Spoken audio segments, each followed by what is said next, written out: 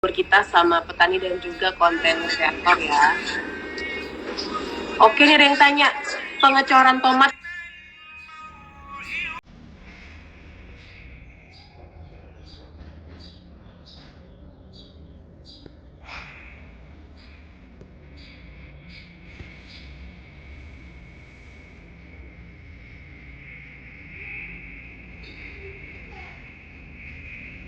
Itu apa sih Bang Moni? Oh, kalau kami pengecoran tomat tahu. Oh, baik, terima kasih pertanyaannya. Pengecoran tomat itu biasanya kami menggunakan pupuk, tapi lebih sering itu kalau misalnya kami melihat pH tanahnya. Kalau misalnya memang bermasalah di pH tanah, kami mengecoran organik. Tapi kalau misalnya di bagian daun, di bagian batang, kami menggunakan pupuk sih. Lebih seringnya, Mbak. Oke. Semoga terjawab ya Sobat Tani. Ini ada pertanyaan juga dari Kak Pandu. Apakah dari Mas Fata dan Narsum yang lain itu mengaplikasikan pola-pola nutrisi dalam pemberian nutrisi pupuknya? Mungkin bisa dijawab Mas Fata. Pola-pola nutrisi. Pola-pola nutrisi dalam pemberian pupuk. Oh iya, saya juga meng-highlight ya. Kemarin baru aja bikin kontennya juga sih. Jadi tani zaman sekarang itu nggak boleh gambling, jadi harus by data. Jadi tentunya salah satu upaya kita buat mencapai green economy gitu ya. Ya yang bisa kita lakuin mungkin kalau yang tadi banyak yang dibilang juga kalau drone terbang itu belum bisa Mbak ya. Jadi ya dengan by data dan menggunakan dosis pupuk yang atau nutrisi yang terukur itu juga salah satunya juga efisiensi atau ya yang nggak ngawur gitu Mbak ya. Kayak gitu sih. Ini ada pertanyaan lagi nih Mas. Gimana sih kita bisa tahu harga pasaran suatu komoditi yang tinggal atau yang ada di sekitar kita? Mungkin bisa dijawab Mbak Moni atau Mas Fata?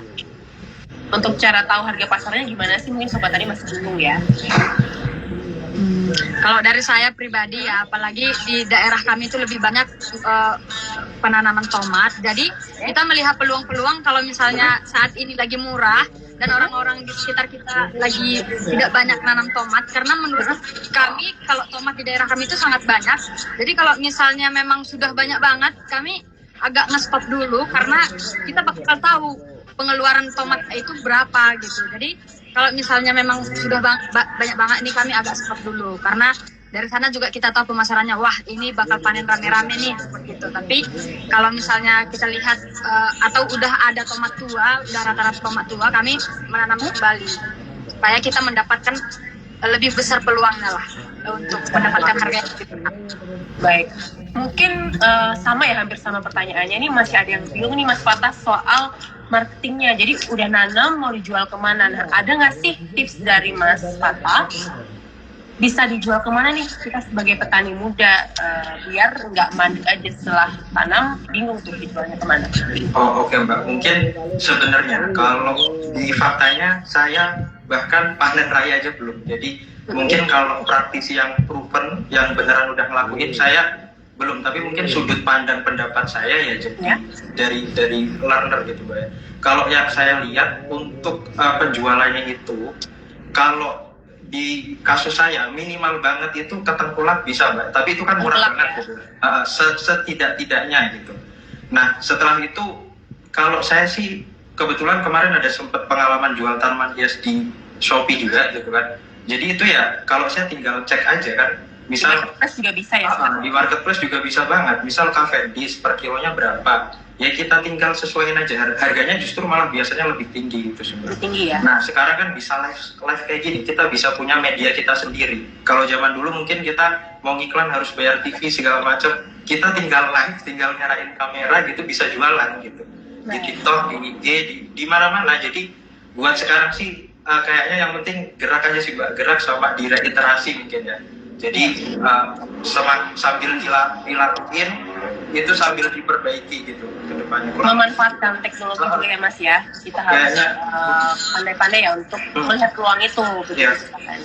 Oke, mungkin Sobat Tani juga kepo nih Mas, sebenarnya background pendidikannya Mas Fata dan Mbak Moni sendiri ini apakah sama dengan pertanian atau malah bertolak belakang? Boleh mungkin ceritakan? Kalau dari saya sangat bertolak belakang ya Mbak, karena saya jurusan itu di bagian sastra Inggris. Dan Sastra Inggris. sebenarnya saya nggak pernah sih berpikiran bakal terjun ke dunia pertanian, tapi Iya. karena ya itu tadi melek karena cuannya lebih banyak, ya nggak apa-apa lah. Lagian kalau misalnya jurusan sastra Inggris yang saat ini masih tetap saya gunakan di bagian kadang ngajar gitu, tapi tetap prioritas utamanya petani gitu. Jadi dua-duanya itu pasti terkontrol seperti itu. Baik, kalau Mas Fatah sendiri? Kalau Dari mana? saya, jadi dulu waktu apply kuliah itu sebenarnya saya ada dua. Yang satu pertanian, yang satu desain Oke. komunikasi visual. Oke. Dan alhamdulillah dua-duanya keterima, tapi saya waktu itu milih desain komunikasi visual Di kafe ya? karena doktrin dari orang di sekitar bahwa pertanian mau kerja apa sih gitu, Oh. kayak gitu. Jadi Makanya dan- masih gitu ya orang-orang yang masih. iya, dan waktu itu mungkin saya belum terlalu dewasa dalam berpikir gitu Mbak ya. Jadi saya didoktrin gitu juga nurut gitu. Akhirnya saya ambil desain gitu Mbak. Dan sekarang karena ada itu yang tadi orang tua pulang, akhirnya balik ke tani lagi. Jadi sebenarnya Balik sempat ke pertanian, diputar-putar ya. sih Mbak, nubruk-nubruk kayak babat hutan aja. Iya. Nyesel nggak Mas tapi waktu balik ke ini aja bertani? Atau malah happy karena cuannya banyak? Oh, kalau balik ke petani justru saya menyadari bahwa sebenarnya ini diri saya yang sebenarnya gitu Mbak. Jadi apa ya? Justru saya sekarang happy banget gitu. Jadi dulu karena omongan orang di sekitar gitu, jadi kita mengejar apa yang kita anggap sukses, apa yang kita anggap ideal itu dari definisi orang lain, bukan kita yang mendefinisikan kesuksesan kita sendiri, seperti itu sudah. Sangat inspiratif ya. Terima kasih. Oke, mungkin sebelum kita tutup bisa closing statement dulu dari Mas Fatah. Mungkin ini sih teman-teman, apa ya, tadi sempat ngelirik-ngelirik di komen juga, banyak komen yang gimana caranya yakinin tetangga kalau bertani itu sukses, gimana ya, kenapa harus ngiyakinin tetangga gitu, maksudnya ya kan kita yang ngerasain, kita yang tahu hitungannya gitu kan Mbak. Dan sekarang itu potensinya digitalisasi, ada AI, terus lahan juga subur, terus sekarang kondisinya lagi krisis regenerasi kan, ya ini blue ocean banget, kenapa nggak nyemplung aja gitu sih Mbak. Ini Jadi momen yang bagus ya berarti Mas Fatah ya untuk petani muda terjun ya. Iya. Oke, berarti nggak usah khawatir sama validasi tetangga ya kita ya. Nggak usah peduli. Biarin Mbak. aja ya. Oke. Buat apa juga, itu cuma nurutin ego kalau dipikir-pikir sebenarnya. Oke. Cukup Mas Fatah? Cukup Mbak. Cukup. Oke. Mbak Moni, boleh kasih motivasi ke Sobat Tani? Ya kalau dari saya ya paling utamanya itu apalagi sahabat-sahabat muda zaman sekarang, kalau misalnya di kota nih, di kota perantauan yang udah jauh dari kampung, tapi cuannya nggak banyak, menurut saya ya nggak apa-apa sih, gunakan lahan orang tua atau gunakan lahan yang memang sudah disediakan sama orang tua, nggak apa-apa, nggak usah gengsi, yang penting cuan aja sih menurut saya. Dan yang paling utama nih, kalau teman-teman yang masih awam, kalau petani zaman sekarang sama zaman dulu itu benar-benar berbeda. Kalau sekarang itu kita tinggal memanfaatkan pola pikir sih. Kalau misalnya tenaga udah dilengkapi dengan tools, bahkan teknologi sekarang udah bagus banget, dan kita udah dipermudah dengan hal-hal teknologi zaman pertanian sekarang. Jadi nggak usah pandang rendah dengan petani ya teman-teman, karena menurut saya petani zaman sekarang udah oke sih. Dan Oke, keren-keren semua ya Mbak ya, nggak kalah keren sama yang kerja kantoran lainnya ya. Ya betul.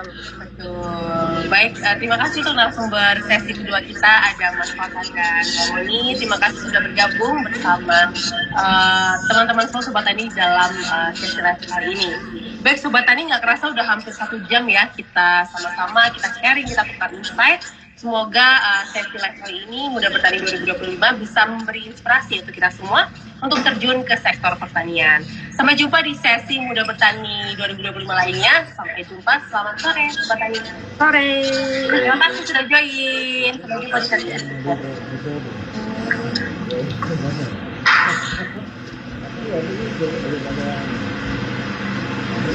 Foto dulu bisa itu terus kayak tulisan ya. dari tulisan bisa.